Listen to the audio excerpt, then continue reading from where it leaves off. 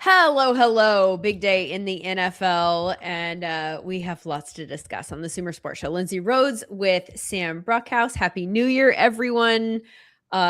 It's a weird day in the NFL, Sam, because we know the playoff picture. Everybody is seeded. We've got the 14 teams that we know are moving on. But of course, the biggest news on the day after the last day of the regular season is the moves that are made. It's Black Monday. There have been a handful of people that have already been fired today. We now officially have 6 head coaching openings and 2 general manager openings.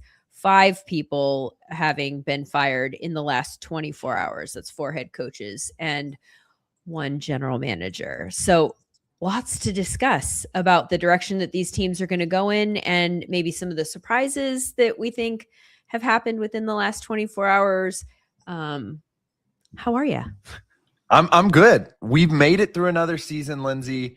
Now we're back in the playoffs, and then the real season, the off season, the draft season, free agency. So I'm really excited to discuss some of these openings today because I think the openings, and of course there being, as you said, 6 head coaching openings and only 2 general manager openings, this mirrors the way the season has gone, where we don't really know who the most dominant team or the absolute worst team in this league is. We don't really know the situations that a lot of these franchises are in. At the top, you have a franchise like the Detroit Lions, who are solidly in the top of the league in point differential, but didn't make the playoffs. At the bottom, some of these teams we've talked about have top-ranked units, but ended up being quite terrible on the year and now have openings. So at the end of a kind of confusing NFL season, we have a pretty confusing Black Monday as well. Yeah, let's go through the news one at a time. We'll talk about the coaches that have been relieved of their duties, as some will report as saying, and also the general managers. And then later on, we're going to welcome Mike McCagnon to the show, who is one of our colleagues at SumerSports on the scouting staff and was in the league for more than 2 decades in front offices, was general manager of the Jets. Will talk to us about what this day is like for people who do what he does and weigh in about identifying good head coaches and some of like the more process oriented things that we're going to now move into for these teams that are looking for coaches. We're also going to have Sean Syed join us, who, as you guys all know, spends a lot of time watching tape in the NFL. And so I think that he'll be a really good person to weigh in on some of the coordinator names that have come up for head coaching openings and sort of what they might bring to various teams from a scheme standpoint, which teams they might be best fits for, stuff like that. So we'll attack this from a bunch of different layers. Sam, as always, has all of the data points behind all of this. The head coaches who have been fired within the last 24 hours, we've got Pete Carroll from the Raiders. Not particularly shocking. They had a rough season, now have the number 1 pick in the draft. Kevin Stefanski was fired in Cleveland. They decided to retain Andrew Berry as general manager, though. Jonathan Gannon has been fired in Arizona. And there's some discussion there about what they will do at the quarterback position and whether or not this is maybe even meant to align if they do move on from Kyler Murray. If this is a coach and quarterback are now aligned, they bring new people in and start fresh at both of those positions. Brian Daboll, we knew a long time ago. Brian Callahan from the Titans, that's a job opening we knew from a long time ago. I think that this particular head coaching move was the most surprising that has happened so far, and that's Raheem Morris out in Atlanta. Do you agree with the surprise nature? Which is not to say that the season was great for Atlanta. It's just in all of these cases, Sam, I always look at kind of what's out there from a replacement standpoint. Last year, there were a lot of coordinators that people were very, very excited about talking to and looking at from a head coaching standpoint. I don't necessarily get the sense that there's just a glut of great coordinator options that people really want to turn into head coaches. And so with that in mind, I'm a little bit surprised about Raheem Morris being let go. The Atlanta Falcons move to go into next year without Raheem Morris was definitely a shock to me. You just look at the sheer statistics and what this means on paper, and it seems as if he made the most of a team that, number one, didn't really have a certified answer at quarterback, and number two, did not look very good at the beginning of the season with an extremely young defense that was fueled by rookies across all three levels. Then once you get to the end of the season, that defense looks really good. So here's some of those numbers. It was a confusing season from the Falcons. They were quality in the bottom third of the league in terms of offense at negative 0.02 EPA per play. What's interesting here, though, is that they're about average in the passing game. If I told you a team that had Bijan Robinson was actually worse at running than they were passing, you may not believe me, but that was the case for them this year. I do think a lot of people locked in on Bijan Robinson as the year went on, and they were able to use him a little bit more creatively. But it really kind of came down when I was looking at the numbers, especially given their defense, when it was all said and done, was 15th in EPA per play. So a little bit above average. They were a negative EPA per play team, which does indicate that their defense was doing good things. And as the season went on, they looked really, really, really good. So as to pretty much shut down the Rams for most of the game, one of the most high-powered offenses, despite some injuries across the offensive line, wide receiver for that team. It really comes down to the quarterback position. And interestingly, you can't even really highlight a place that is easily fixable for the quarterbacks that are currently on the roster. The things that typically would burn down, such as a year like Caleb Williams had last year, would be something like sack rate. Maybe we can get a young quarterback to improve his sack rate. The offense looks a little bit better. They were 5th in sack rate. Penix and Kirk Cousins do not get sacked a lot. They also didn't have a ton of interceptions, so there wasn't a ton of turnover variance with their quarterback play. It really just came down to the fact that the quarterbacks were completing low-value passes and not making high-value passes, and then thus the offense was really not that great. And so when you can pinpoint something that well and you have a team that wins, around 50% of their games, it really is kind of a shock that a team that seemed to be building at the end of the season decides to completely rebuild in a way that we would expect much, much worse teams to do. Yeah, they're also rebuilding in the front office. Terry Fontenot was relieved of his duties as well today. And I think I'm less surprised about that than I am about the coach being fired under the circumstances. But I will say this, whoever steps into this position is going to be in a tough position, because I agree with your assessment that a lot of this is tied to the quarterback, right? It's just the fact that they don't have one. This is the team from a talent standpoint. I went and looked up all of these teams that fired their coaches today and what kind of high-end talent they were looking at according to our Sumer scores. And the Falcons had the most players that were graded 7 or above for us, which is Pro Bowl caliber or better.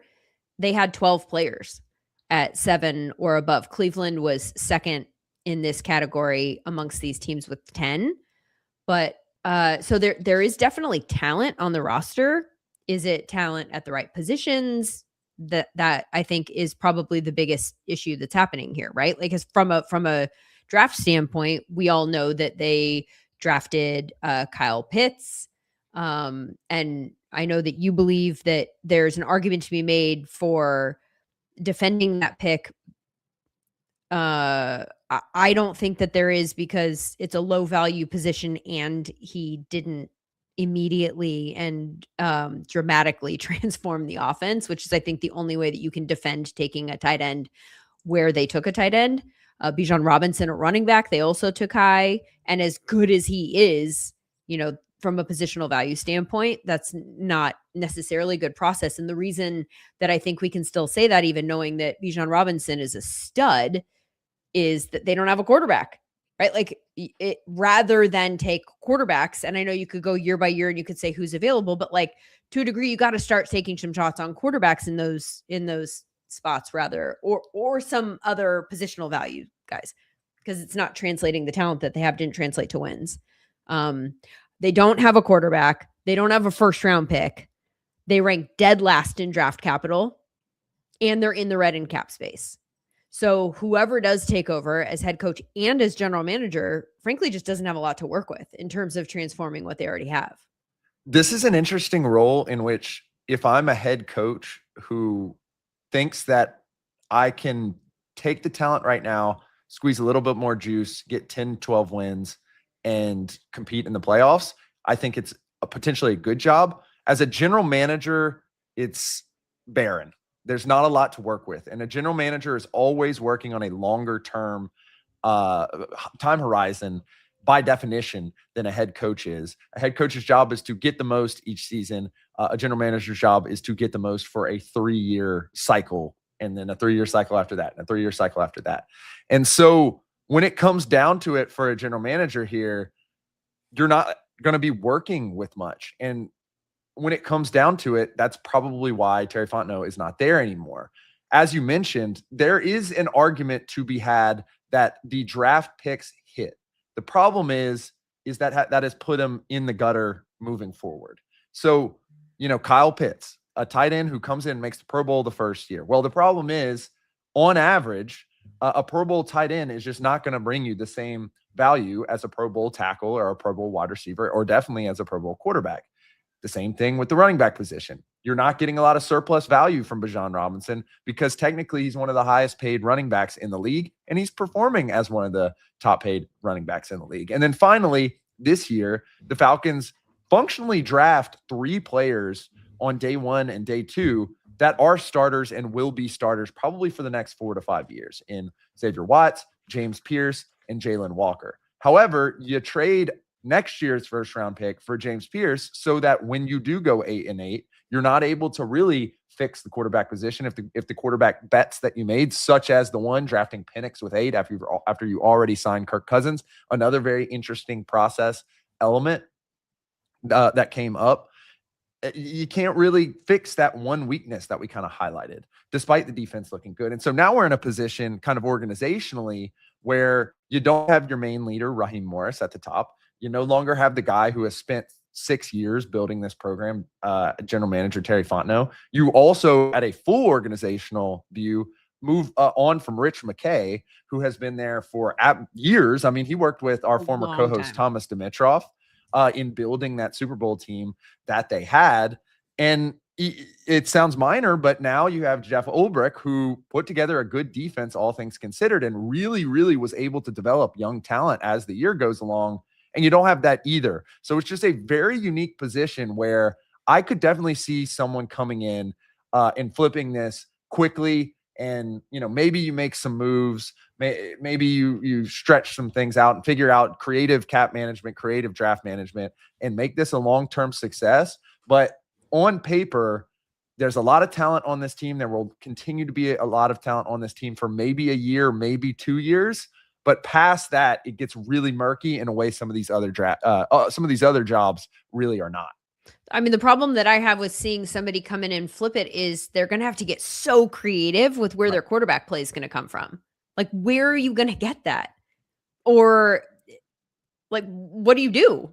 I mean, with the cap situation that I laid out, which you can work around, but like, I mean, to a degree, right? Like, you still can't go top of market. If there was a guy, let's say there's someone that you want to, where are you getting this guy?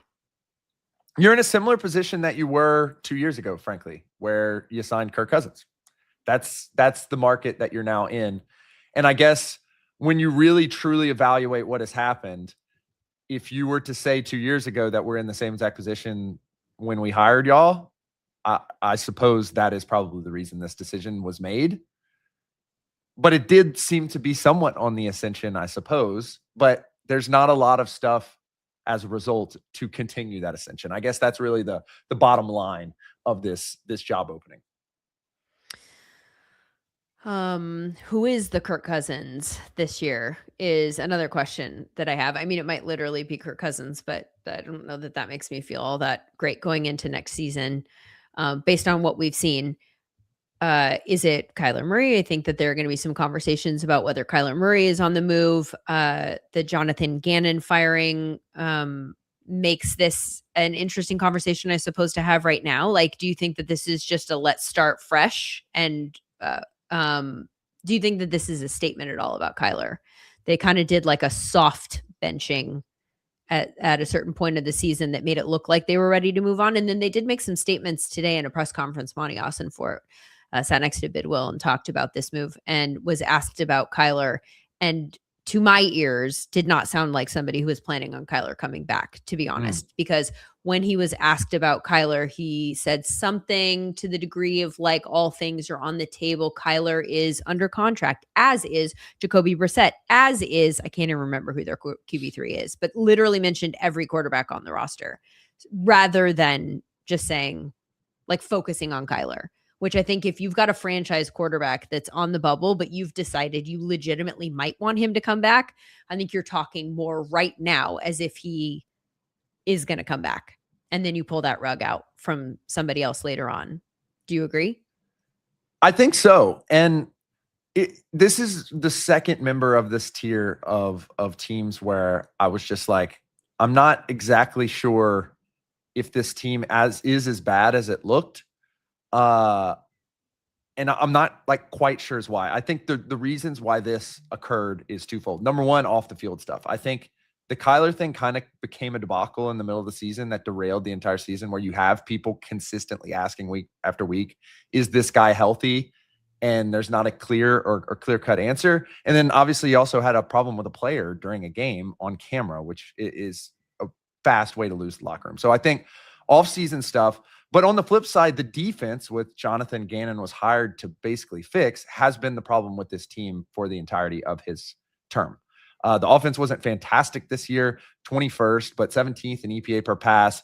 And when you had Kyler on the field, you were positive. You were 0.05, which Kyler was about 21st out of quarterbacks who had over 200 snaps there. So it wasn't awesome, but by making the move to Jacoby Brissett, you basically made a decision that this team was going to be bad on offense. He was substantially worse in basically every single metric, and the key metrics that indicate, sacks and stuff like that indicate a difference in style with mobility were about the same. So basically, by not playing Kyler, you cut off your scrambling efficiency, cut off some of your passing efficiency, and your offense was just worse as a result. And so I think the combination of those two decisions with the defensive kind of element leads you to believe that this is probably going to be a full rebuild, but they're still faced with the quarterback problem. Kyler is probably slightly better than anyone you could necessarily bring in right now. You're not really in a position where you can go snag a quarterback in the draft and do a 2-year reset. It's an interesting problem for this team. I personally look, and I don't know the off the field stuff. So with Kyler, I personally would probably try an approach where I'm getting a lot of different options including keeping Kyler, because if he hits the market, he's probably the best quarterback available. And if you're in a position where you need a quarterback, that could be an interesting problem. Now, we've seen other places where Russell Wilson was the best quarterback available and so forth and so on. It doesn't work out, but it's just a unique way to view the market, I think. And all that said, I do think as a result, this needs to be a reset in Arizona. Yeah, I am a believer in not paying somebody that you don't fully believe in. And that's my biggest problem with Kyler, just as a general rule, is that they paid him top of market, which then, very quickly is not top of market. So you got to pay the quarterback whatever you got to pay him. My problem is that it never looked like, to me, this was the guy who's going to take you the full distance. He might just be better than your next option. And so if I were the Cardinals specifically, because of all the things that you've mentioned in terms of maybe needing a reset, I might let him go somewhere else and just roll my dice with somebody who's younger. And frankly, what you said about the offense being worse when he wasn't on the field isn't inaccurate, but from a pure quarterback play standpoint, if you could build the offense maybe a little bit differently to account for this, Jacoby Brissett had a higher SumerScore this season than Kyler Murray did.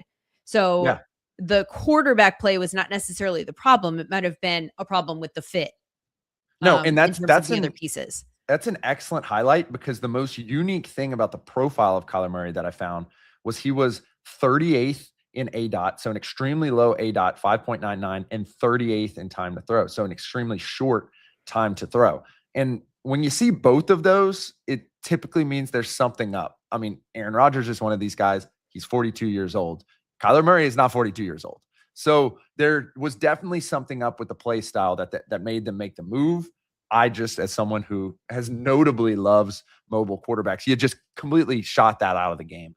And I think that hurt their offense altogether. But that's a great highlight, Lindsay, and it shows up in the stats as well. They have the number 3 pick in the draft. Will there be a quarterback? that they want to take at number 3. It's still early in that process. We all can think of 2 names of quarterbacks that are coming out this year. Who's to say that there won't be a third that emerges in the next couple of months? We'll see. I want to real quickly not necessarily real quickly, but before we bring in Mike McCagnon, I do want to touch on the Browns with you because I think that they made some interesting choices today. They decided to move on from Kevin Stefanski, but they decided to retain Andrew Berry. People have a ton of opinions about both of them and what Cleveland has done in the last couple of years. Are you a Stefanski or Berry person? Are you both? Are you neither? Do you think that this was the right decision by them? I think that this move in particular from the Browns more resembles moves that you see in other sports than necessarily in football. In football, given we're always on a short-term, gotta win now view, when you're bad, you get fired. We've seen them not do that with Stefanski. And so as a result, I think this may be not necessarily mutual, but it's time for a different voice. It's time for different names. Kevin Stefanski is a 2-time coach of the year. We've seen Kevin Stefanski make it work with a multitude of quarterbacks. And if we were really to boil the Browns' inability to really win down to one move, and frankly, more than perhaps any move in NFL history, this is the case. It's the Deshaun Watson trade. And there's rumors about what ended up going on with the Deshaun Watson trade. But when it really comes down to it, that's the move that breaks the back of any case for Andrew Berry or Kevin Stefanski. And so I think when you really look at it, Kevin Stefanski is probably going to have other opportunities to coach elsewhere this season if he wants to. Mm-hmm. I think it was just time to bring in perhaps a more innovative or a more creative or a philosophically different head coach on a team where you have 2 mid-round quarterbacks currently on the roster. You're not necessarily in a spot where you may or may not be able to get a quarterback, but you do have a lot of draft capital. And I think that's why it comes down to you keep Berry and you let Kevin Stefanski walk, because Andrew Berry has done a good job of flipping rosters, putting together good defenses. In the middle days, he had put together a pretty depth-filled offensive line. That's been a struggle of late. So that's clearly a knock and a reason why they're bad, and another reason why you may go the opposite direction with Berry. But when it comes to off-season building, Andrew Berry has shown an ability to maintain good process in the way that they keep and retain assets. Yeah. And going into an offseason where you don't have a lot of assets outside of Myles Garrett and some of the players on that defense, which were very good and project to probably be pretty good next year, you want to make sure you use those assets in an offensive-led way. And I think that's probably why Berry is the reason why you kind of keep him there moving forward. I know that there are going to be people in Cleveland that are just so frustrated about the state of the franchise that they just want it all kind of ripped down. And I understand the emotion behind that. And I understand even that there are always things with every coach, with every general manager that you could point to and say failed right here. And that's true in this case too. I think Andrew Berry, to your point about Deshaun Watson, I think we have been told without being told that Deshaun Watson was not their call. And we've already started to hear some stuff today, like in the hour since Kevin Stefanski was let go, that he wasn't on board with Deshaun Watson. So I think we're going to find out even more. But I think the fact that Andrew Berry and Kevin Stefanski stuck around this long after Deshaun Watson was a complete and utter failure of a move, I think that tells you that this was an ownership decision. And I think that everything that has happened since then in terms of them being retained for a few years was an acknowledgement of that. That said, it's a massive, massive blow to their ability to do anything. Like Deshaun Watson not only was a quarterback that you had to give several chances to, even though it wasn't working. Those are seasons lost, but it's money that you fully guaranteed and paid out and can't get back that goes against your cap. And maybe even more importantly to Andrew Berry is it was first round picks that just went by. Like now have fun rebuilding this mess when you don't have the picks to do that with. So he just got his first round picks back. And I think with all of that said, he still built a great defense. Like this is a defense that, long story short, this is a team that needs a quarterback. And other than the quarterback, if they had a good quarterback, I think you have maybe a couple of holes to fill, but you could do that in an offseason. I think this is a team that is not really far away from being competitive. And I think you have to give Andrew Berry some credit for that. I think what he built and the fact that they have what they have under the circumstances that he was faced with, I think it's been impressive, frankly. And I know nobody wants to hear that, but I think it has been. I think even the moves that he made this season under the circumstances were smart. He picked up a pick in that corner for corner trade, which I thought was brilliant. Got a pick for Flacco, which people didn't like at the time because he turned around and had one good game. Now looks pretty smart. They have the third most draft capital with which to work moving forward. I don't have a problem with handing that to Andrew Berry and saying, continue to do what you're doing. And at some point, we're going to find ourselves a quarterback. Now, Right. If I'm the coach that's looking at taking this job, since Stefanski is the one that's out, that's what I want to know.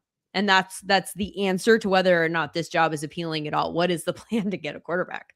Like, you have to have a plan, because otherwise you're in the exact same position that you're in this year, right? Right. And if you're in a position where you need to be a quarterback, you have to be ready to get innovative. And the reason why a lot of people want Andrew Berry's job is because he's been willing to be innovative. So it's kind of a weird kind of play between the two of them, because, they're sitting there with the 6th pick. How are you going to get a quarterback? Are you going to leverage some of those first round picks or things like that to trade for a quarterback, trade for a Kyler Murray? Or are you comfortable with your 2 rookie quarterbacks who did not look very good? You look at total EPA, both solidly in the bottom. Is that a coaching thing? That's probably why you bring in the coaches.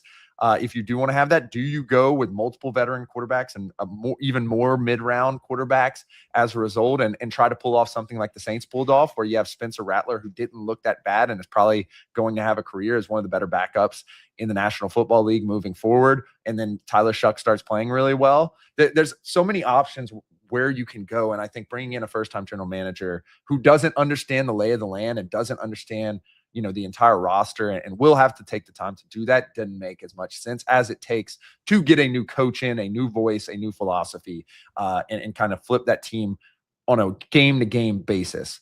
I think that's why the difference in decision was made there.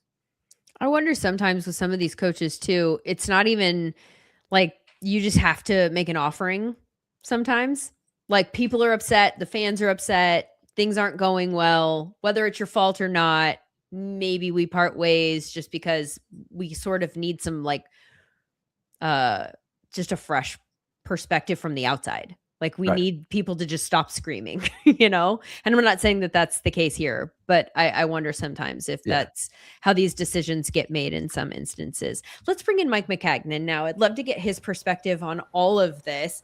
I know you've been listening to our conversation about the Cleveland Browns. I don't know if you have any thoughts on that particular situation. This day in general, as somebody who spent more than 2 decades in the league, I know you've seen a lot of moves go down on this day, and the ways that this impacts families and are probably a little bit more sensitive to than some of us on the outside that kind of, do the Monday morning quarterbacking type of stuff. But what's your thoughts on a day like today, watching these moves go down the way that they have today? Well, first, nice to see you guys again. I haven't seen you guys in a little while.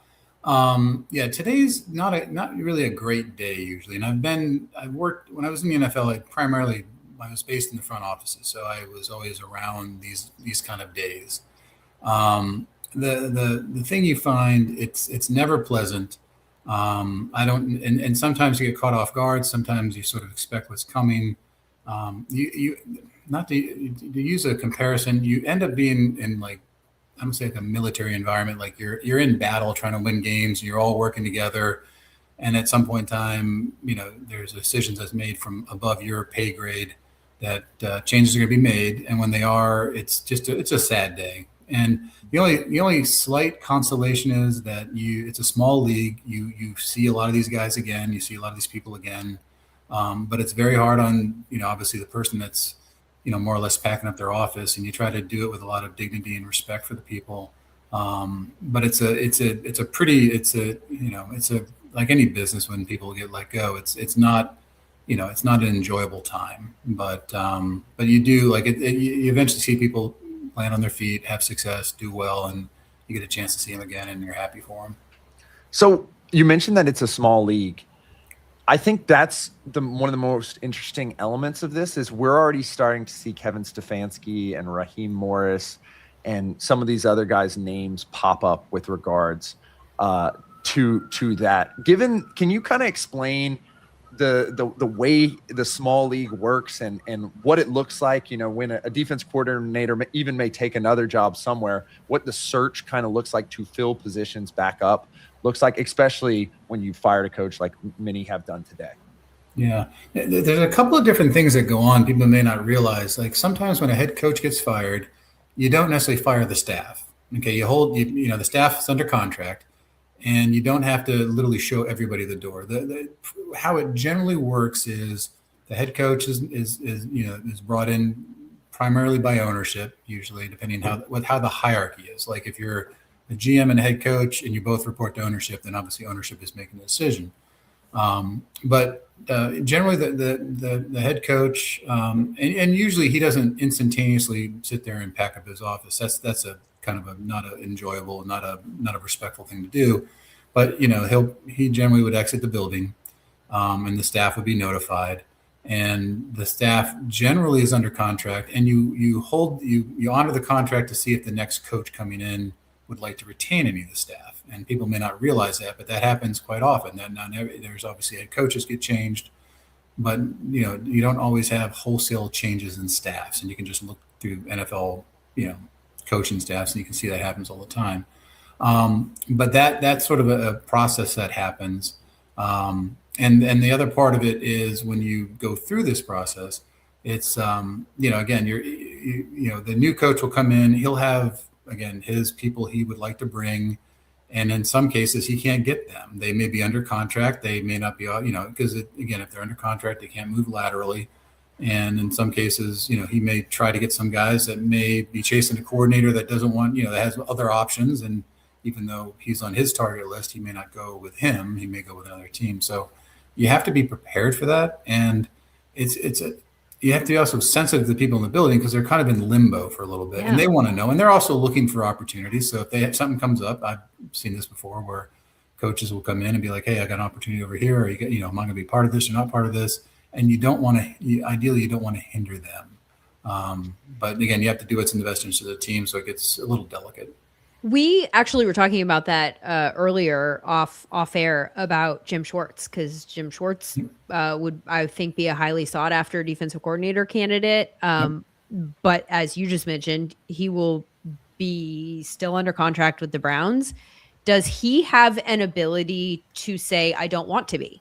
Like, does he have any leverage in this situation, even though he's under contract? Once the coach changes, could he say, I don't want to stay here with this new coach, even if he wants me, I would like to go to someplace else?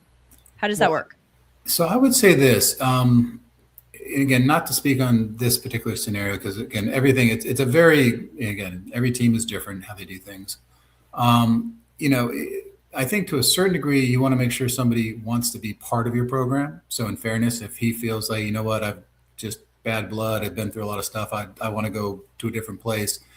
That's kind of on the head coach to a degree, and anybody else supporting the head coach, GM or whoever, to try to help facilitate that you want him to stay and be a part of things going forward. Technically, they're under contract, and unless there's language in the contract that allows them an exit, to exit out. But the reality of it is the team controls the contract. You're hired to do services, be a coordinator, be a position coach, whatever the case may be. It gets a little complicated. But like I said, the other part of it, nobody wants to go into an organization and force somebody to stay there that doesn't really want to stay there. But I think some cases, I know this just in past experience, when you go into an environment or, go through this process, you do have people in the building that you would, you think have done a good job, and you're going to probably make recommendations to the coach, but the coach is going to decide what he wants to do, which way he wants to go, and stuff like that. So, go ahead, Sam. Yeah. So with regards to what happens next, that's what I'm really interested in, because some of these teams are still in the playoffs, and obviously a lot of the best, you try to hire from a lot of the best teams. In your experience, what does the hiring process look like now for some of the general manager jobs or some of the head coaching jobs? Well, they're sort of distinct. So obviously there are two different roles they play. The head coaching one is interesting because sometimes, well, basically how it works is if you're targeting people that are in the playoffs. Now, if they're not in the playoffs, it's much easier. They're free to go, free to interview, free to talk. There's a lot more restrictions on, the NFL sets up because teams are in the playoffs. They don't want to necessarily upset them because, they've worked very hard to get to that point in time. So there's sort of rules in place. Obviously all these people have agents. So there's lots of conversations that probably go on with agents behind the scenes and stuff like that. But you sometimes have to wait for that window. And again, your first opportunity to talk to somebody may be a Zoom call, and however long. And then eventually you may not get a chance to have that physical one-on-one interview that you are eventually going to have at some point in time. But it's an interesting time because it's the interesting thing about it is it's such a rapid thing. So, depending on how many jobs are open. Now, again, I don't know what the current count is, 5 right now for head coaches. I haven't checked the internet lately, but 6. Oh, 6. We're at 6 now. Okay, so I'm already yeah. And I knew there was one today, so actually that's the 6th one.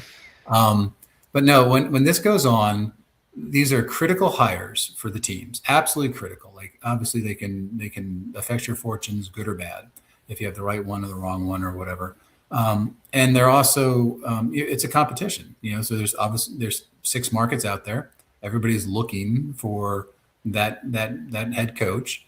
And as you go and try to contact, interview, or line your list up, there's still a process you have to go to before you actually offer them the job.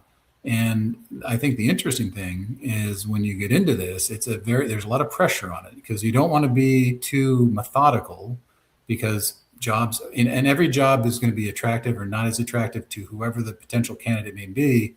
But you're tasked with in those organizations to try to make sure you make the best and correct hire that's going to be a cornerstone of your franchise to help you go reach everybody's goal is to go win the Super Bowl. So one of the specific questions that I have about this cycle, I think we are seeing some coordinator names, but then we're also seeing some people who were head coaches and it didn't work out. And now we're seeing they have gone back to being a coordinator, had a lot of success, and now their names are coming back up again. And I am curious about, because I feel strongly that sometimes people are good coordinators and they're just not head coaches. Like it's a different skill set. You can be really good at X's and O's and coordinating for an offense or a defense and just not actually be the type of guy that makes for a good head coach. That said, sometimes it's just experience. Sometimes you learn from experience or you're in a bad situation or whatever the case may be.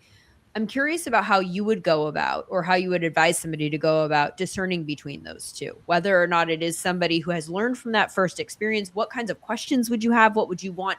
How could they demonstrate for you that they were somebody who belonged in that bucket as opposed to the bucket of people who are just good coordinators but shouldn't be head coaches? Okay, so it's a sort of a complicated question answer when I can give you a short answer. No one has the answer to this, Mike. Could you figure it out for us? No, it's well. Let me frame this a little bit. So, for being a head coach and a general manager, obviously you're at the top or the pinnacle of that side of the business, or that part of the team in those respective places. They are very intense jobs. They're very difficult jobs. Again, if you've never sat in those chairs before at any level, never been a head coach, never been a general manager, it's a learn on the fly kind of thing. And you're gonna do some, and again, where you come from in the system, the people you've been around, you mentored under, you're gonna take stuff from that. But it's a very intense job for both those jobs. So there is ability, I think, when you find people who've had. Again, first time is the difficult time. You make a lot of mistakes. You do a lot of good things. If you have the aptitude, the skills, and ability to be a good head coach, seasoning time, ability to gain knowledge, even from good and bad experiences, the difficult thing is and some of that actually ties into, this is where it gets a little complicated. Like your ability to put a staff together is critical for being a head coach. And some people may not realize that when you go through the interview process, one of the things you ask is like, okay, what is your staff going to be? And of course, every coach literally has a list and they show it to you, and they'll have 3 or 4 names deep, if not 5, at every position, whether it's a coordinator, whether it's a position coach, and whatever. And if the strength coach is in their purview in terms of who responds to them, they'll be in there too. And then, so one of it you have to look at is like, okay, the quality of the people he's recommending or looking at, and that's a subjective thing because, quite frankly, you don't know you may not have worked with all these people. The other part of it is their ability to get them. Like it could be a great looking list, but you're like, God, it'd be kind of hard to get him out of that environment to come here, But you never know. You have those conversations. So it's a combination of finding the sort of the aptitude, the ability. You want to dissect the reason it didn't work out the first time. And then where do they kind of learn from it? Where do they gain wisdom from it? You can ask them those questions and see how they respond. But just like scouting players, it's the interview is part of the process, but it's also all the background work. You really have to, when you think about it, you come into an environment, you have an interview, and if you feel really strongly about it, you're going to offer them the job. But it's not that simple. You've probably done a lot of work to sort of narrow it down. Like, hey, we know who we think our targets are going to be based on all the research we've done. But the other part of it is like when you get in there, again, if that person leaves and walks out the door, he may be a hot candidate that's not going to be available for you because he'll go to the next interview and then get hired by them. So there's a and the other part too, when you're doing, as I said before, when you're going through this, it's a part of the process, but it doesn't, again, you want to understand why and how they develop and where they're going to be better at. And kind of into a certain degree why they failed the first time, whether it was just talent level or whether it was something with them in terms of their ability to be a leader. Back to again, this is a complicated answer. One last thing I'll offer up is when you get into these environments, you start trying to identify like good head coaching candidates. Yeah. They may not be they may have the potential. They may not, it may take them some time to fulfill and grow into it. But one of the things I would say simply is that you look for is sort of leadership. And that's a very common term and encompasses a lot of things, but leadership, and it doesn't have to be rah, yelling, screaming, and whatever. It could be a different. I mean, leaders they have a way about how they understand, how they project. Being a leader, being their authority, their ability to lead and guide, literally an organization. And then the other part of it is it goes into communication, it goes into organization, it goes into managerial stuff. There's a lot of managerial aspects of being a head coach that I think some people don't always realize. It's one thing to be the play caller, but even that takes a lot of time, effort, and work, and you have to manage the whole team and both sides of the ball and all these kind of things. So it's, again, you find the really good ones that have had longevity. We were watching Pittsburgh and Baltimore the other day, and both those guys are amazing coaches. And I mean, I remember hearing that. I forgot about the stat with Tomlin has never had a losing season in 19 seasons, which in the modern NFL is very difficult with the roster management construction and be able to maintain that. It's a credit not just to Coach Tomlin, but a credit to the organization as a whole. And they've really been a really outstanding organization for many years. And yeah, both of those coaches talked about as if they're on the hot seat this season. I know. So. I know. And the other part, and I feel bad because it was an amazing game, and it was second half was. Oh, well, I know. Okay, so it wasn't okay. It wasn't. First half was rough.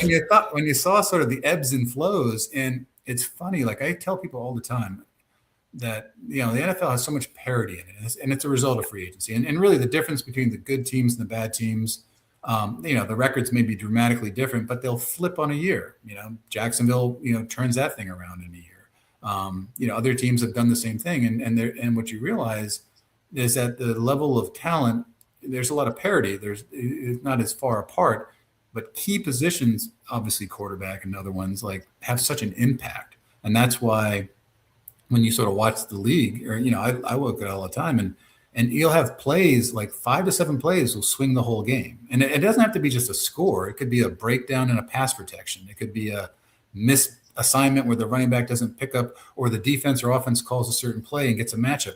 the crazy part is, and that whole game came down to a 44-yard field goal for a rookie kicker. And I had this really bad feeling watching. I was like, oh no. I hope this kid Did you? I didn't. I was shocked. I actually no feeling. I felt bad. I mean, I don't know. It's part of the business, but and hopefully he'll bounce back. But that whole game came down to a field goal to a degree, and it was a heck of a catch by the tight end and to put him in that position.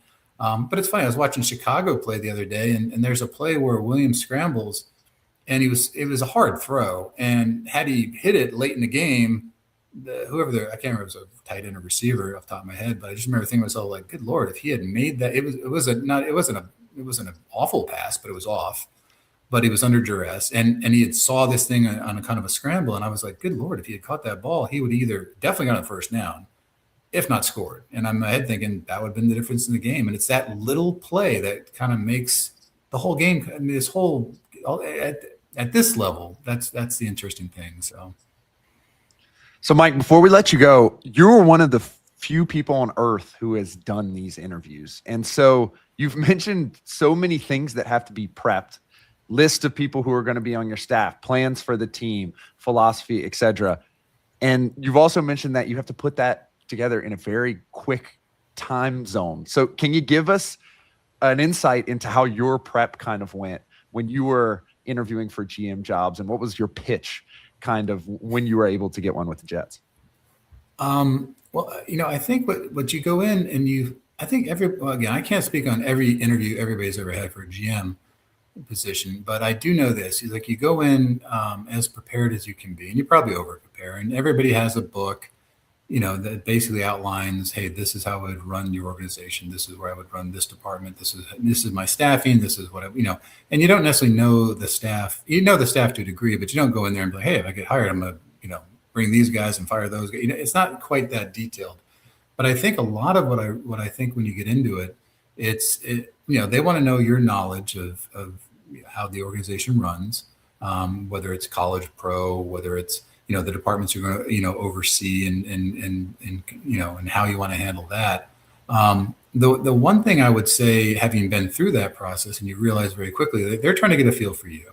And as a general manager, obviously there's leadership aspects to it, but it's a very, it's a complicated job. And everybody's going to go sit there and be like, hey, I was part of this team and we drafted this guy and that guy and whoever. Everybody does the same thing. But the other part of it is like sort of explaining like system, process, how your decision-making process is. And what I will say, and maybe I learned this more after, or I went through the process and I went through the experience of being a general manager.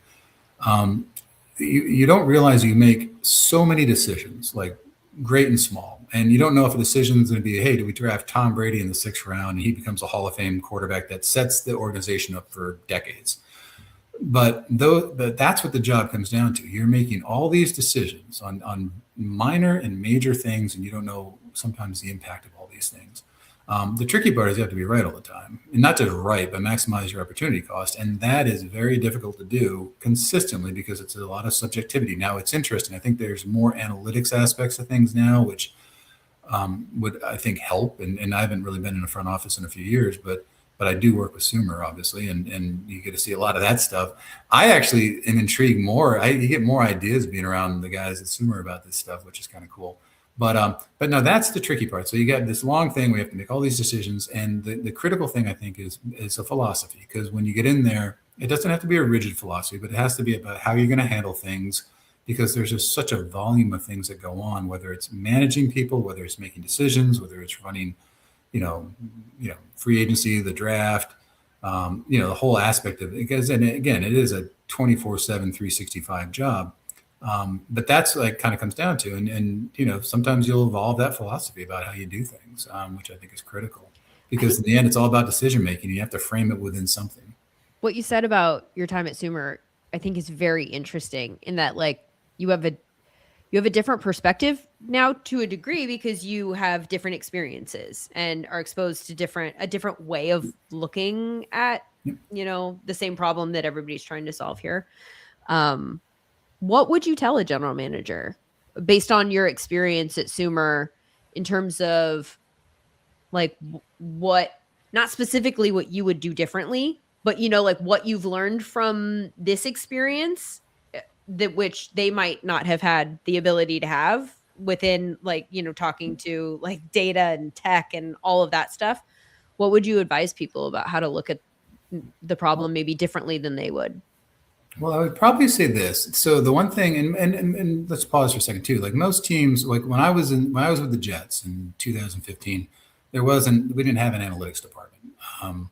We literally created one, and it was a department of three people, and it was sort of a learning process. And by the time when I left, we had done quite a few things, and it was advancing, but we still sort of kept it in its own silo because we never want it to bleed out and affect the other processes that tend to be fairly subjective when scouts go out and grade players are watching tape and they're talking to sources and they're putting this picture together about what the player is.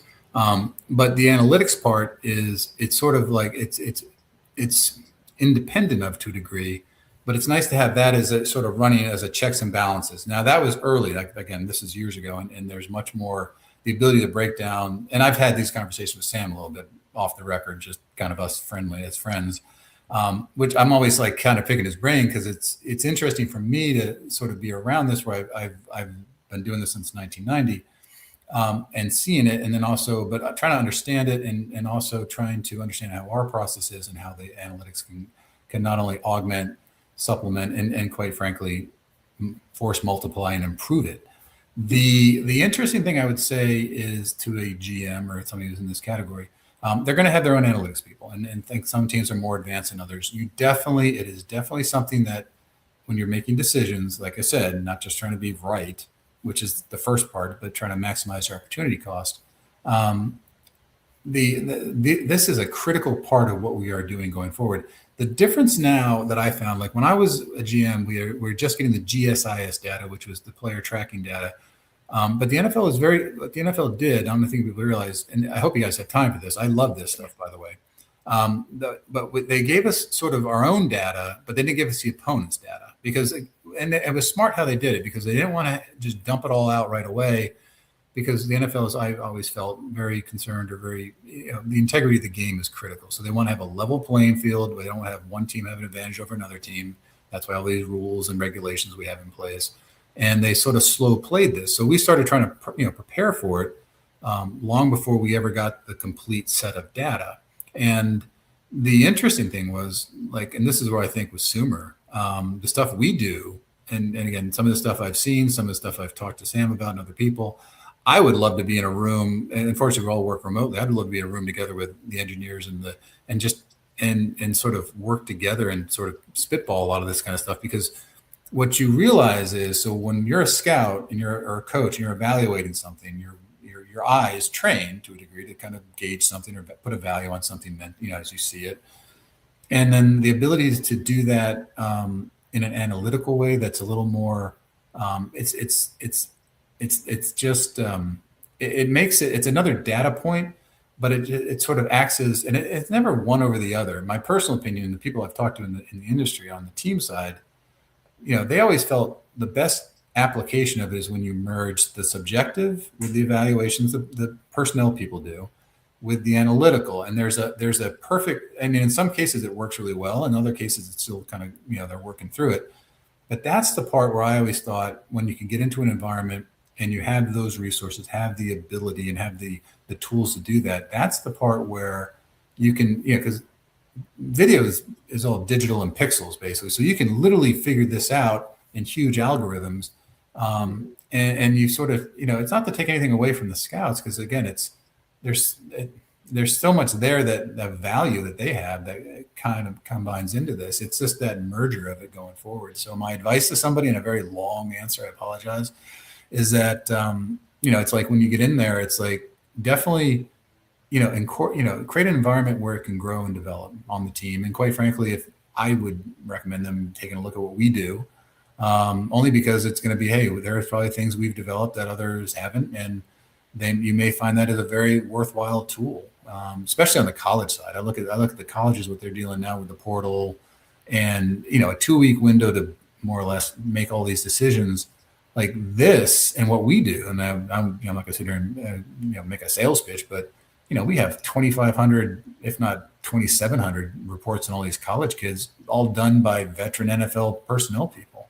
And that in itself is, I mean, again, just a resource and a tool. Again, they're going to make their own decisions, who they like, who they want to spend money on, all that kind of stuff. But just to have something to help them look at this mass, just like we do in the NFL, we have a mass number of players we look at, and we have to figure out who's the best one and who we want to draft, who we want to sign as a free agent.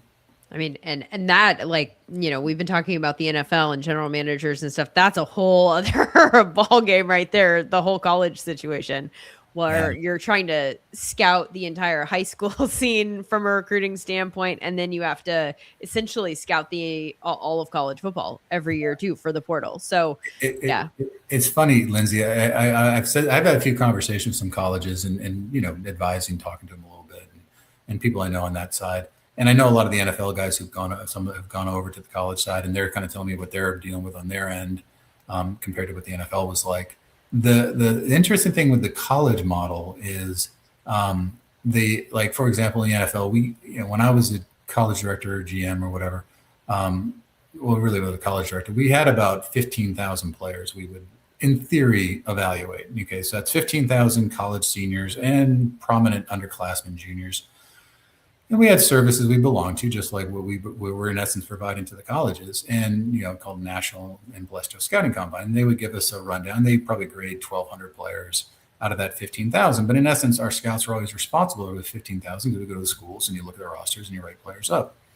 And so I look at that as what we did before, to try to whittle this down with a large, comparatively to what the colleges deal with, a large scouting department of 10 to 20 people, full-time employees. Most scouts, some support staff, some interns, and that was just to grade the seniors. Now in college, in essence, they grade everybody because any player can enter the portal, and there is only one portal window now, so it's not like if you miss it now, you can try to get it later. But even that, it's like all the decisions these guys are making these next, not 2 weeks, it's already into it, next 10 days, is going to be critical for how they perform on Saturday in the fall. And that's the amazing part. And that's where you look at this and it's, the complexity of what they're dealing with. I think we have lots of things to offer them if they're interested, but it's an interesting changing landscape. So. Yeah. And if you happen to be listening to this podcast and you work for one of these colleges, hit us up. We have some tools for you. Mike Maccagnan, thank you so much for your time. Really appreciate your perspective on a day like this. Thank you so much. Yeah. Thank you. Thank you guys. Very nice to see you guys again. You too. Happy New Year. Sean Syed is going to join us in just a second. I am curious before we pivot to him about what you think makes for an attractive head coaching job. Looking at the lay of the land right now and the jobs that are available, how do you gauge if you were at the top of everyone's list? How would you go about making your decision in terms of attractiveness? Yeah, I think there's a couple things that you really want to look at. First off, you got to look at the most important parts. Like, do they have a quarterback that you can keep on the field for 15, 16, 17 games? And I think when you really break that down, there's probably one and maybe two and that have that on the roster, which I think the Giants with Jackson Dart and the Titans with Cam Ward, you're at least going to be able to field a quarterback that you can kind of trust and has made it through 17 games and that's potentially has upward potential going there. And then with the Raiders, they have the number one pick. So you can kind of land a quarterback there. I think that makes it an attractive job. I think the secondary one, when you start getting deeper into these teams, is did they have a crazy variance year? I think the Falcons are one that you could identify as losing a lot of close games, really looking good towards the end of the year, having a lot of young players. Maybe that for a more experienced head coach who has done it before could be a good landing spot, or for a coach who doesn't necessarily want to be part of a rebuilding.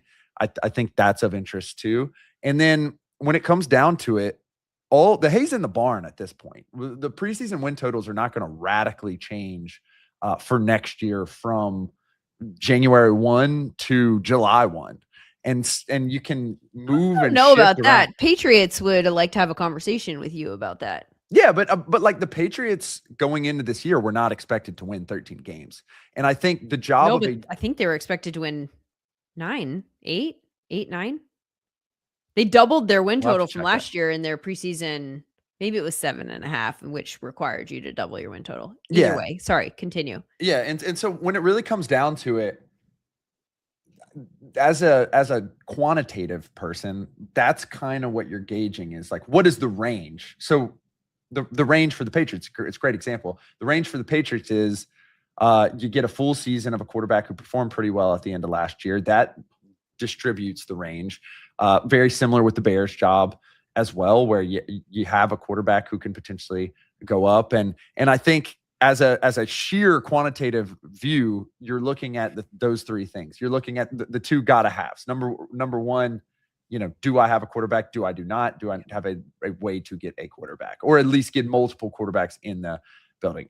Two is this team just a victim of bad luck, needs a new voice or something? I think those are like the two first ones that you jump out. And then the third is you look at what is the distribution of this team next year? Do they have no value in sight? I think a team very interesting, like 2 years ago, the Broncos had a way to get a quarterback. They had a weird season the prior to where they had quarterbacks coming in and out. Russell Wilson was kind of playing. They lost a lot of close games. And then by the end of the season, their defense drags them to like a 7 or 8 win season. And then their win total was extremely low. But given that they could get a quarterback, the distribution was wide. So I think that was probably a good landing spot for someone. But I think those are the three things you're kind of looking for. What's wild about that situation is they had the 12th pick. They had to get a quarterback in a seven quarterback draft, which as like 2 years later, that draft is going to be so anomalous over the course of history. I mean, basically 6 to 7. Just this past year, you had Cam, right, and then you had like Jackson Dart. Looks like that's working out for New York based on what we've seen so far. But like, and then Tyler Shuck. But like, we're talking about like later round guys. Like it was like a 1 quarterback draft at the top. By the way, speaking of Jackson Dart and Cam Ward, I need to ask, you said 1, maybe 2 at the beginning of this teams that have quarterbacks. And I need to know which one was your maybe. So I think you look at 1 in terms of Jackson Dart. I think you look at Cam's your maybe. Yeah. Cam Ward's going to start for the Titans next year. I guess is my point. You just aren't sure that we saw anything that says like, that's my guy. Yeah. And the lay of the land for him is pretty easy. He had a very interesting season where he had an extremely low interception rate, given the amount of times he dropped back, but he was still losing so much expected points in terms of sacks, and he doesn't really scramble. And I think a lot of the excitement about Michael Penix in the short part of last year that he played was because he had a low interception rate and he didn't take sacks, but he also didn't scramble. And I think that leads to the Falcons year that we had where there just wasn't a ton of value.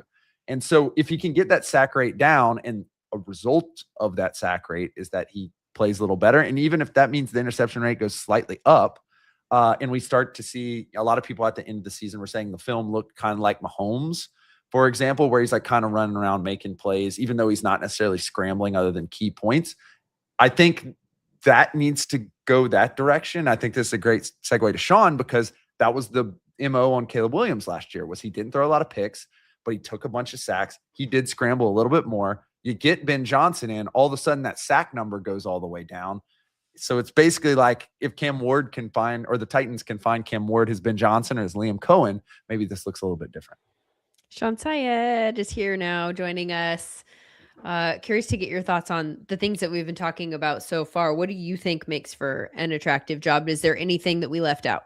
Well, I love talking about this stuff because we actually, I think, know so little about what makes like a successful head coach. So then we think about, well, what are the things that you really, really need? To me, like the ownership group does matter a lot. Like, is this a group that is, super, super invested and has shown like a commitment to long-term head coaches? Or as Sam astutely mentioned, I mean, the quarterback that really just rules all in the sport, and having a quarterback in place that you feel really confident about is such an important thing. And then of course, you're looking at the roster overall. I think, like on the margins, things like, oh, the division and things like that. Like, sure, they matter, but there are 32 of these jobs in the world. And I think, you end up wanting to take one of them when you're in an opportunity to. I'm curious, and why we specifically wanted to talk to you today was because of all of the tape that you watch throughout the year. There are some coordinators whose names are coming up for head coaching jobs right now that my guess is there are a lot of people that fall into the NFL fan base that are relatively unfamiliar with what they're bringing to the table. So I'm curious about if there are any people that specifically stand out to you that you think might be interesting head coaching candidates based on what you've seen them do from a coordinator standpoint this season? It's such a great question, because when we think about like the most sticky thing year to year, like your offensive performance, that's what's probably going to be predictive of success. So naturally we look to, well, who is the best offensive coordinator this year, or who has the kind of creative offense? And it feels a little bit different where when you have Ben Johnson on a multi-year run, just like an absolute heater, it's like, yes, of course we're going to pick that guy. That, makes a lot of sense. Sometimes when you look at the defensive end of the ball, it's just different, right? Like things don't always translate. Things, you have a big interception year one year and then a few less the next year, and that really makes a big difference. And then just because you're a good coordinator does not mean you're ready to be a head coach and handle all of those responsibilities too. Are you going to keep calling the plays? Are you going to be able to delegate? Are you going to be able to bring in a whole entire staff? But when I think about from the like Johnson, McDonald mold of like, I've seen this person do something on the field in a schematic way that is interesting. Look, the only thing I care about that for me that's biased is I just want the film to be fun. It doesn't matter to me if they win games or not. If things are fun, that's cool. So I lean towards Brian Flores, and there are obviously, things in his past that people will point to and look to and say, well, has he learned from this? Has he been able to grow from this? If he joins Tom Brady in Las Vegas, is that an opportunity for him to, take a different approach to a young quarterback? But his defense is like the absolute just heater of a defense that I really hope gets to continue to be spread. What's also interesting about what you mentioned there with regard to, you're referring to some stuff that happened with his relationship with Tua at the time. Maybe he didn't particularly handle that relationship as well as he should have. What I think is interesting to a degree though, now, like we're a few years away and people are having conversations about whether Tua's the guy. So there may have been something that he wasn't fully wrong about in terms of his evaluation that was there, but obviously the handling of it was something that you'd like to hear from him, that he kind of had figured out different ways to handle that situation moving forward if he were to run into that same situation. He's fascinating to me, partially because of some of the names that we're hearing already. And we already heard from Mike McCagnon how important it was in the interview about like who you would bring with you as part of your staff. And we're already hearing names attached to him that I think are fascinating, specifically reports about the Raiders and him coming, and then retaining Patrick Graham, who's their defensive coordinator, who they've worked together before in the past with New England and in Miami. And Patrick Graham is referred to Flo as like a brother to him. And then the Brian Daboll connection there, if he brings him as an offensive coordinator, this feels like this could be kind of the complete picture that people are looking for in terms of like, what might my staff look like? Are there any specific teams? I mentioned the Raiders specifically as a team that he's been connected to in that way. Are there any teams, based on what you know about his scheme and what he likes to do defensively, that are there any of these teams that might look the most attractive to him in terms of his ability to just drop in and go, maybe I change a piece here or there and I can do what I want to do on the defensive side of the ball? Yeah, I think it's going to take him a little bit of time no matter what, just because of like you see, I think in his scheme, like by year two, it's like, well, guys are understanding things in a little bit of a different way. I think you can look at, I don't know, maybe some of the people that are blitzing in Atlanta as a place, but that to me feels like a Kubiak or a Stefanski type of destination. You could look maybe at some of the things that the Cardinals do or have done on defense, just in moving multiple parts, and say, okay, that kind of fits with Flores overall. But I don't know. I'm not sure if I, like at the high level organization, look at this and say, okay, well, I'm going to bring, I want you to pull your whole defense. And like, as the coach then say, all right, well, the roster is really able to fit that. Like, I just think there's way too many other things. It like stresses me out to think about, because like, I love so many of these coordinators. I would obviously love more of the offensive coordinators that are not offensive play callers to become offensive play callers, because then I can do 2 years of study. But now, like, you have to try and be in front of it. Like, you have to try and hire the offensive guy a year early. And that's just kind of, a lot of times that's unfortunately not going to work out. So you mentioned Stefanski. It seems as if he's going to jump just immediately back into the pool. Can you break down some of the things from his scheme over the course of the time that he was with the Browns that may make this an attractive resume of work for some of these other teams who are looking for a head coach? First, I would say I would love if Stefanski was able to just take a year off, refresh, get new ideas, you refresh your Rolodex and your staff and everything. Of course, though, if he's offered a job, I mean, it doesn't make sense for him really not to take it. That being said, when I think about, some of those like the Baker Mayfield, the early kind of years of the Browns where Stefanski is kind of at his height, you feel like, all right, the schematic advantage is, some of this under center play action stuff, getting heavy personnel out there. And then as the offense kind of shifted, it felt like maybe it was his fingerprint was either less on it or, you bring in an outside person because we're trying to move in a different direction. We're trying to get to the more spread RPO type world where he, I think probably wasn't maybe as just comfortable with it, or, obviously everything on the roster didn't work out in his way. So I think, when you're now looking at, okay, well, why is Kevin Stefanski the top of these spots? I think one, it's an adult in the room. I think that is certainly an important thing. People, of course, are going to remember, you have coach of the year type year. So you still are holding on to something. I would be, I'm curious though, what is Stefanski's is his step forward? If it's with Atlanta, for example, you have Bijan Robinson there, you have positive parts along the offensive line. So, all right, maybe we're getting back to some sort of that, heavy under center run. Let's get our quarterback kind of clear reads and that play action. But then if you're the Falcons, you say, maybe we'll look at the kind of newer version of that in a guy like Clint Kubiak. I'm curious about why you said Kubiak and Stefanski for Atlanta. What are you looking for there that those two make the most sense for you for Atlanta?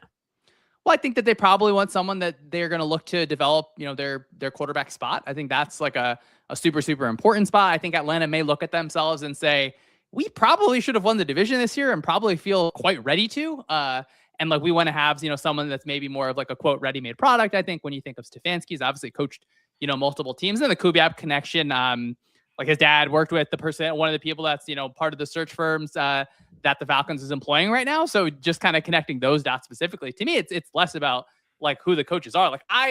One of the people I probably think the highest of is Jesse Minter. Do I think that Minter can fit in any of these spots? I mean, probably, right? Because to me, it's an organizational level type thing. It's not just okay, well, Stefanski runs this offense, it works with this team, and kind of let's keep things moving. Are there both of those people are coordinators right now that are obviously highly sought after, that are having a lot of success this season? Is there any chance if you are either of those two that you do not jump for these jobs? Clint Kubiak, for instance, with the Seahawks has been a big part of their success this year, I think. Do you think that there's any chance that the Seahawks can retain him? Or if his name is coming up for head coaching positions, do you think that we should expect him to probably be all but gone? Well, if it was me, the first call that's coming my way, I'm taking it. It doesn't make employment sense. I mean, these people all want to be at the top of their profession at that spot. I think there is just a realistic chance that the window just closes shut immediately after this season. Do I think it's going to happen? No, I think Kubiak is good in certain ways. Do I think there's a chance that if you don't go anywhere this year, you're not able to next year? Absolutely. I think you have to be able to prepare for that. Now, me personally, as I said, my bias is I just want the film to be good. I would love Kubiak to have another year to hammer out some of these issues where we see, I think, some of the positives early on in New Orleans. We see, some of the positives early on in Seattle. The last 9 weeks of offense for Seattle is not been statistically great. And I think you can point to some certain issues there. So, I selfishly would like him to have another year just to be able to hammer out his issues, continue on, all right, well, are we balancing out our kind of our run pass balance overall and finding different solutions to different things. So me selfishly, yeah, I'd like for him to get another year kind of cooking up his offense, but it would be, I think, irresponsible if I was his agent to say, no, go back another season. You have no idea what's going to happen. We think about Bobby Slowick as a great example, right? He was the hot shot. This guy's going to get, I don't think he had any offers or anything, but you go back and you're out of a, a coordinating spot next year. So these windows are so tight that it would be bad faith for me to say, oh yeah, Clint Kubiak should go back for another year, even though it might help, kind of his long-term trajectory as a play caller. That's why I'm asking, Sam, because I feel like there's something to be said too about, when certain jobs are available, they're available for a reason. And sometimes people identify that they aren't able to have success in that job for one reason or another. And they don't want this to be their next shot or their second shot. And if if it's a second shot and they don't feel like they're set up to succeed, you might not get another shot. So we've seen coordinators in the past. Ben Johnson, obviously, waited a year and then took a job that he thought was maybe better suited for his ascension as a head coach. And I wonder if you are a coordinator on a team. I don't know that I put the Chargers into this category necessarily. God, if they get those tackles back, though, maybe they are. If you're a coordinator on a team that has a potential to be very good, where you think that you can continue to have success in that role, maybe your options will be more plentiful, which is the only reason that I bring that up. I mean, maybe there's a coordinator out there who just doesn't want to be a head coach, which is a separate conversation entirely. But assuming you do, there is a certain degree of like strike while the iron's hot, but also you have to be very careful about picking the right one, because if you pick the wrong one, you might not get another one.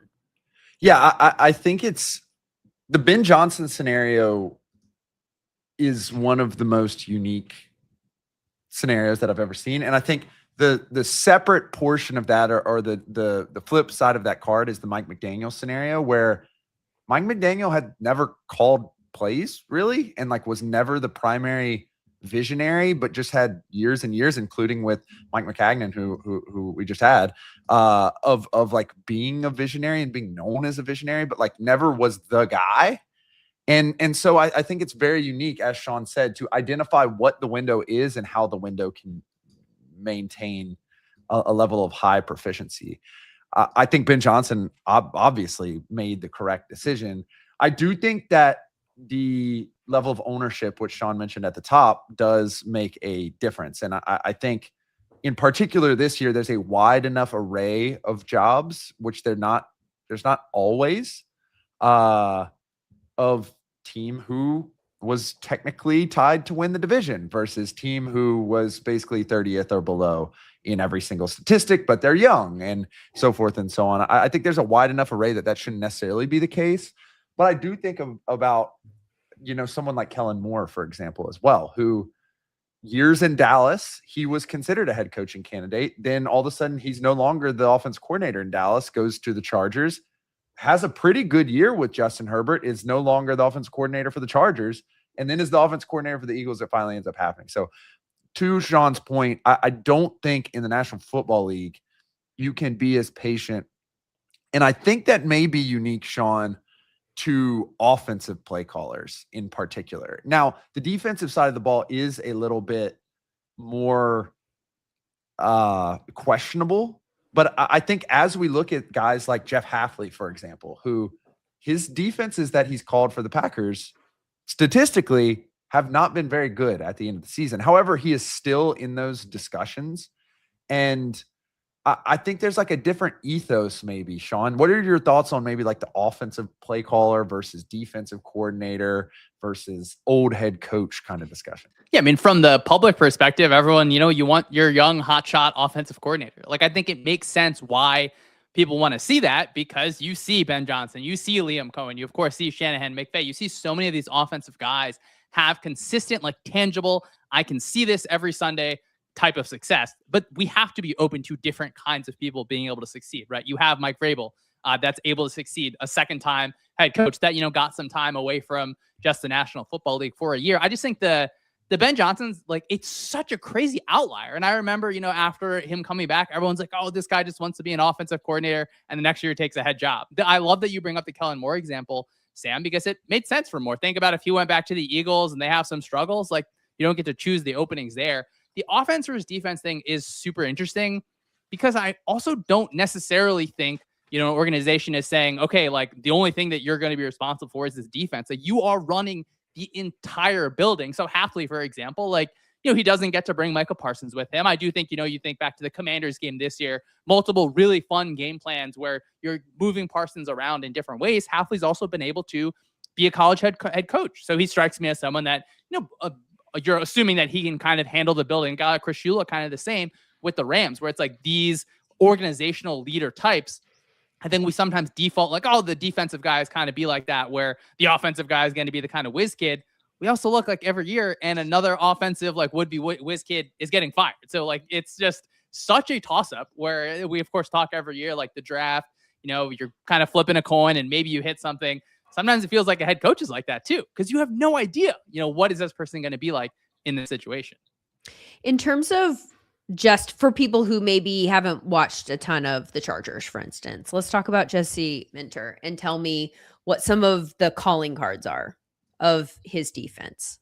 To me, it's like the quintessential, like this is a modern defense. This is what you have to be able to do in the NFL in 2026. You have to understand how we can play with lighter bodies on the field, flexible to the offense based on how they want to attack. They're going to play a really aggressive style of how they match. You see the 2 touchdowns they led up to the Texans 2 weeks ago. Those are because like you want to have your safeties really match and kind of downhill, kind of hard in those type situations. Then you end up finding ways to attack that. That's what I think of, when I look at Jesse Minter. I'd be curious just, him coming from like the larger Ravens type tree. Like, well, I would assume he's got a decent Rolodex in terms of people that he would want to bring in. It seems like his players play quite hard for him, even like in a week 18 game where like they're essentially, sitting a lot of their starters. So, Minter, just things I've heard in general, strikes me about as someone where it's like modern scheme, moving in the right direction. I assume is probably, analytically forward thinking in terms of how he wants to build out, his data systems internally. So that would just be kind of a curious case that I think could end up pretty well for him. Yeah. And sticking with the defense coordinators, what about Chris Shula? Which I think me and Lindsay were on the same wavelength there. Shula, that is a similar one to me, or as Minter in a way where it's like, I think of them as like, these are modern defensive coordinators. Like these are the people that are not going to get stuck in base defense on like an early down and kind of just like sink your chances in that way. With the Rams, certainly he wants to play just a ton of defensive backs on the field. I think Shula's found ways to, with a 5 down front, you're going to kind of move people around in different directions. Of course, he doesn't get to bring his front with him. So I feel like Shula and Minter as well, like they have a flexibility where they have shown kind of multiple different things where it's like, all right, like that, I think can translate. So now you're looking at this person at the higher level because there's a chance that they don't call plays. You think of McDonald in Seattle, of course, calling plays, but I'm sure like if he felt like, all right, well, me calling plays is not giving our team the best chance to win, you're going to be able to, move on from that job. What about Joe Brady?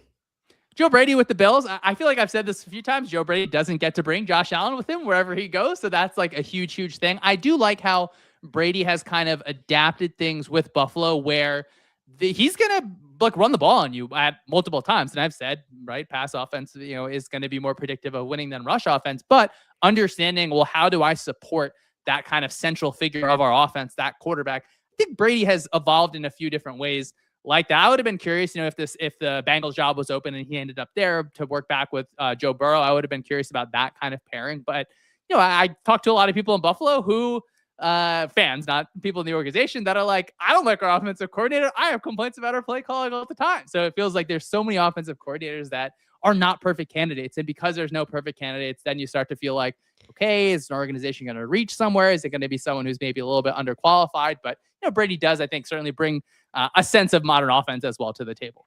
This is why we were surprised about Raheem Morris. Like, where are we going?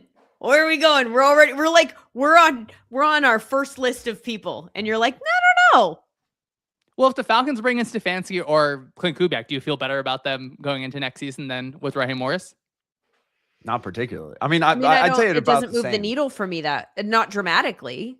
Do they have a quarterback? Does he bring a quarterback with them that's dramatically different? Like, I mean, I feel like, to me, I'm just like, I get it. Again, I said it earlier in the show. I feel like sometimes you just kind of have to make a change for the sake of making a change because the fans just are like frustrated and they need something fresh and fresh start. But if you don't have a quarterback, you just don't really have a chance. That's just the long and short of it. Stopsky put in the chat, if the head coach you just fired is getting head coaching interviews for other teams, do you make the wrong choice? I feel like I've seen that so much, and I don't necessarily think that that's like, oh, like we totally messed up. Because as you said, Lindsay, I do think, unfortunately, sometimes it's like just wrong timing for the person. Like, that person's voice has just unfortunately run out in terms of how it's being received by players' ears. And it's unfortunate where it's like, yeah, like there are going to be times where that head coach is going to have success elsewhere, but it's maybe just not going to work in your building. Yeah, I think to finish this lightning round, the last person I want to ask about is kind of in that camp is Robert Salah, where he pretty immediately just becomes the defense coordinator of the 49ers, and immediately week 1 is part of coaching search stuff as soon as people get fired. And so what are your thoughts kind of on him? Exactly. So Yeah, well, I think of Salah, to me, that's like also like a leader of the building kind of type person, which I think is a really, really positive archetype to have. I think that, right, Ulbrich called the defense, if I remember, for the Jets, I'm pretty sure, right? And so even think about his defense with the 49ers. It's like, we're 4 down. We kind of play what we play. We're going to win with who we have up front. And obviously they have Fred Warner there, not there, unfortunately, with injuries and such. But, when I look at him, I don't feel like, oh, this is like sending defensive schemes like forward into the future. Like even when D'Amico Ryans had that group, for example, like I did think there was some things with him where I was like, ooh, like this is really kind of spicy. I do like, Salah has different kind of 3rd down packages that he's had a ton of injuries on his unit. So I guess I'm not going to hold it against him. I think he can be, again, that positive, like leader of the building type person. And then, if you bring in Jeff Ulbrich with you, Ulbrich just had an awesome year with the Falcons. You get them reunited. I could see it. It obviously depends who your offensive play caller, and as you mentioned, right, who is the quarterback going to be for wherever he goes. But I think that just all makes this cycle so much more fascinating, because I'm just not sure if there's any landing spot where I'm like, oh, fantastic. Like I feel great about everything. So much of that, it's going to be things that we don't see. It's how this person is leading in the building, how like that draft process is going to work, how those rookies are able to kind of turn into positive players, because it's easy when we can say, oh, someone's going to hire Ben Johnson, someone's going to hire Liam Cohen. Like those are kind of easy spots. Mm-hmm. Now it's more fun, I think, at points when you look at some of these defensive guys. Who are they going to bring along? What our team's going to look like next season? Okay. Are we going with Salah? So how are you saying this name? Both of you guys are saying it differently than I've ever said it. I thought it was Salah. No? I haven't thought too much about it. Robert Salah. Just, wanted to make sure, like, am I pronouncing Salah wrong all of this time? Well, okay, I wanted to adjust if that was the case. And B, if you were one of these guys, Sean, which is the spot that would be most attractive to you? I think it's Atlanta. I understand that, you don't have the quarterback, or you don't feel like 100% comfortable about the quarterback. I think when you look at that, then it's like, all right, well, if you feel highest on Cam Ward, then it's the Titans. But I think the Titans, maybe that's a multi-year type issue. The Raiders, where you're probably going to get Fernando Mendoza there. But even then, just like from a roster level, like there's so many things that have to get fixed up. And just thinking about, like, it seems like the Blanks are a relatively good ownership group for Atlanta, and in terms of like, how they kind of handle their employees and everything. I'm interested in just how the like power structure works in the organization now. Just hearing the reports of this person became this role, this other person's going to come in, like who you're actually reporting to and who gets the final say on these type things. But you're in a division that I think you should have won this year, and I think very reasonably could win next year. You do have some interesting questions at that quarterback position, but hey, one of 32 jobs. I think that you wouldn't be too mad to take that Falcons gig. Sean Syed, you're the best. Thank you so much. Appreciate your time. Appreciate you guys as always. Sam, what's your favorite job? Which one do you think? I think it's fun. I think it's interesting that he mentioned Atlanta and Tennessee, which were not on my radar, if choosing amongst this group. Yeah, I think my favorite would be the Giants. I think if you look at some of the advanced analytics, they're surprisingly not terrible, particularly on offense. And they were bad on defense. Turn that into a headline, Stopsky. Giants, surprisingly not terrible. Yeah, I mean, particularly on offense, where you had Jackson Dart coming in and out, you had Russ Wilson playing games, Jameis Winston playing games, you had Scattaboo hurt, you had Neighbors hurt. Yes. Like just a lot going on. But when it comes down to it, like the actual output, 2 different coaches, namely, the output actually wasn't that bad. And then you look on the defensive side of the ball. Last year, this defense wasn't atrocious with a lot of the same personnel. And this year they were pretty bad, but there was a lot of close games that they played, and the pieces are there, right? You have Abdul Carter, who SumerScore has as one of the better rookies in the defensively that is in the league right now. You have Brian Burns, who has continuously been a good player. And so I think the Giants are my favorite one, and probably have a little bit more leash per se than the Falcons may have, where it kind of feels like this was a win now move for the Falcons to fire this crew, but also it doesn't make a ton of sense, I guess. Yeah, we'll just keep going back to that. That's like our headline here. This doesn't make a ton of sense as far as the Atlanta situation is concerned. I'm with you that the Giants are on my radar as being one of the better jobs that are available this cycle. Maybe the best job. Certainly the ownership having a good reputation for being like a good organization with which to work. I think that they've got that going for them. I think that there is some appeal, and I know it sounds weird because they don't have that much talent on the roster. I like the Raiders' job this offseason. Stofsky wants you to know, plus I work there. That does add to the appeal, Stofsky. Getting to work with Matt Stofsky. I'm sure that that's on the list for every head coaching candidate right now, or should be. I like the Raiders job because you have the ability to come in as a head coach and pair right up with the number 1 overall pick. And you get to decide whether that's going to be Fernando Mendoza or Dante Moore. And who knows, we're months away from that decision being made. But either way, you probably get to build around a quarterback that you're pretty excited about. Not a lot of depth at the quarterback position in the draft, but I think in terms of the high end, those are both guys that somebody will probably get pretty excited about. And then if you think, and I know I'm just talking about the offensive side of the ball right now, like what happened this year was in a lot of ways so perplexing because, you have so many pieces already on that offense, much like you described with Cam Scattaboo and Malik Neighbors. You have Brock Bowers in place and you have Ashton Genty in place. And much like we said with the Atlanta Falcons, should they have drafted them in that order? I don't know, but they're there and they're good. So I think that there's some ways that if you did get quality quarterback play and quality coaching and you're all on the same page, and this is a lot of ifs, that you could become competitive pretty quickly. And then you're tied together. And I think that that's pretty important that you get your own guys. Yeah, I think the Raiders' job to me, from a personal perspective, is just they've fired 3 straight head coaches. It's very similar to the Titans' job in that they've fired a lot of people extremely quickly. And to Sean's point about who's what, okay, so the Davises own it, and the Davises, ironically, in the WNBA have been by far the best owners in the WNBA, which is very interesting. And one of the more notorious ownership groups in the NFL as well also have a championship pedigree, have done it before in multiple different decades. But then you have Tom Brady. Is Tom Brady in charge? What's Spytek's role? There's some questions there. And I just don't think those are necessarily in place with the Giants per se. But like you said, you have Max Crosby and you have Brock Bowers. And I think Brock Bowers does go overlooked here in that when we were talking about fantasy stuff, Brock Bowers does produce like a wide receiver. It's not, even Travis Kelce didn't necessarily in his prime produce like a wide receiver, but in his first year, Brock Bowers was producing like a rookie of the year wide receiver. So I think that does get lost in the shuffle a little bit. The question kind of remains for some of these other teams, the Browns, the Titans, of like what is really the most attractive. We haven't really talked about Arizona that much in terms of like a landing spot. I think that's one of the bigger question marks out of all these. But I think the core 3 are definitely Raiders, probably going to, like, you can flip it quick because you have a lot of draft capital. Giants, it's probably already there.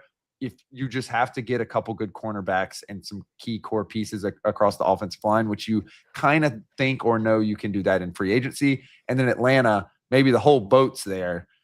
You just have to, but it's not. There's not a quarterback. Like, where's the boat? Like, you have a boat without a bottom. Like, I get it. That's rad. The boat's there with no captain. The boat with no oars. Like floating right now. Right? Yeah. You're just like, there's something really missing there. And I just feel like the thing that makes it the job attractive is going to be, it's all going to come down to how different coaching candidates view these quarterbacks too, right? Jackson Dart, do they like his style of play? Do they think that is sustainable? Do they think that when they watch Jackson Dart play, do they go, I want to work with that? Or when they watch Fernando Mendoza, play, are they like, that is the guy that I want access to at the ground floor and to mold into my, future and forever quarterback? Like, it's going to come down to, or Cam Ward. Cam Ward could still be that guy.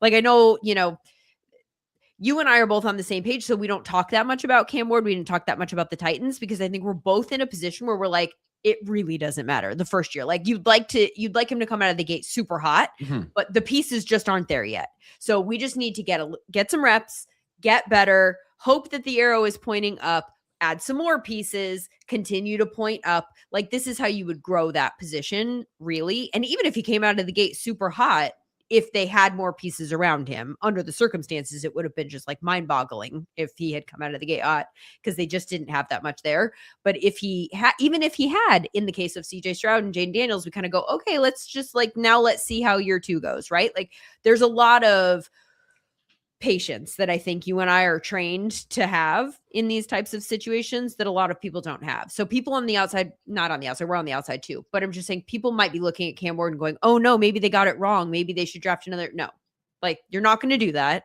You got to give him time. You used your number 1 overall pick, put some pieces around him, give him a chance to succeed. This is why we didn't love the fact that they fired their coach so early, because now it means that he is going to have 2 coaches in 2 years and, you know, maybe different coordinators, and the whole language that he speaks he might have to relearn a new one. And that just puts him behind the 8 ball in terms of his ability to expedite his development. Yeah. And I think that may be part of the fear about the Raiders job, is that you could be in the Brian Callahan position, right? Where you have a young quarterback and then you have another young quarterback, and then you can't develop that young quarterback, and then it just kind of all spirals out of control. Or you have the next Joe Burrow or the Exactly. next Andrew Luck. I mean, assuming that he actually sticks around longer. Fernando Mendoza makes me think of Andrew Luck. Is that just me? Like there's like such in terms of what? In terms of like the no, just him. Not his him as style a of play, person. not like, yes, Yeah. like him coming Yeah. into my building. There's just something so gloriously nerdy about Fernando Mendoza. I see. That makes me think Andrew Luck. Yes, being a nerd. And Says maybe, the Nerd Podcast. Yeah, maybe that's like perfect for Brady and Flo and all them. The thing that I always try to remind people, and I'll say this a million times during draft season again, it's that you just can't trust a rookie quarterback. And as Lindsay said, we're trained at the SumerSports show to be like, it's a 2-year theory. Yeah. And that's probably something else I'll say for a long time as well. The Saints are going to be in that position this year as well, where, we got our franchise guy. Tyler Shuck won 5 games and he's running around. He's making good plays. And that's great. It should be a 2-year theory. And I think the problem with the Raiders, perchance, is that they haven't exactly shown that ability, whether it's Josh McDaniels or Antonio Pierce or Pete Carroll.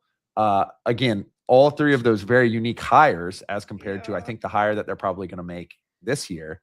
But the 2-year theory for coaches, which is probably even longer for coaches and general managers, just has not been effect for them. So you do wonder if Fernando Mendoza doesn't look good immediately if you are going to have the leash to continue to try to develop him over a 2 or 3 year sample size. I mean, I hope so. I would tell them if they're going to go hire somebody right now, my guess is that Tom Brady is going to be pretty good at pushing towards this. And it feels like he's stepping into a bigger role right now. Like he of all people should know that you got to hire somebody right now that you want to work with this quarterback, that wants to work with the quarterback, and that you're going to give time to. Like you cannot make this a short evaluation process. He's got to understand that. And I do think that this year was very anomalous in that sense. Like this wasn't a guy, Pete Carroll wasn't a guy that we were tying to their future at all. He was a bridge coach who was expected to professionalize the organization. And I will forever be confused about the way that this season went, but there are lots of stories coming out of there about like, you know, why that might have been the case. So I'm still optimistic, but maybe I'm just a glutton for punishment as far as Las Vegas is concerned. Okay, well, this is a fascinating kind of entry into the off season, which I'm literally so excited that we're having a chance to start having these conversations. I already want to segue into like more draft conversation, but I'm going to hit pause on all of that and we will have those conversations. There's lots of time for those in the months ahead. Sam Bruchhaus. All right. So that's going to do it for us here on Black Monday, which we might need to come up with a different name for. Somebody already put in the comments like that this isn't an us thing, but maybe it's time to come up with a new name. I know the NFL doesn't like the name. What else could we call it? Like it needs a name. Like let them play Monday Night Football and then call it Transition Tuesday. Oh, I actually don't love the idea of them playing Monday Night Football. Me but neither. I do like Transition Tuesday. How could we get to an alliteration of some sort? I'm a big fan. We'll continue to workshop this. Send us your thoughts. And also, if you've made it to this part of the podcast, you probably have an idea and have been screaming at us about what you think is the most attractive job. So I would love for you to let us know in the comments on whatever platform you're watching this on. Which job do you think is the best? I think it's fascinating that we got 4 different answers from the 3 of us. I didn't want to ask Mike McCagnon because I didn't want to put him on the spot. Do you think he would have had an answer, or do you think he would have been like, please don't ask me that question because I have friends all over the league? Anyway, we'll ask him off air. Pass it along if he wants us to. That's going to do it for us on the SumerSports Show. Thanks for being with us. We'll see you again next week.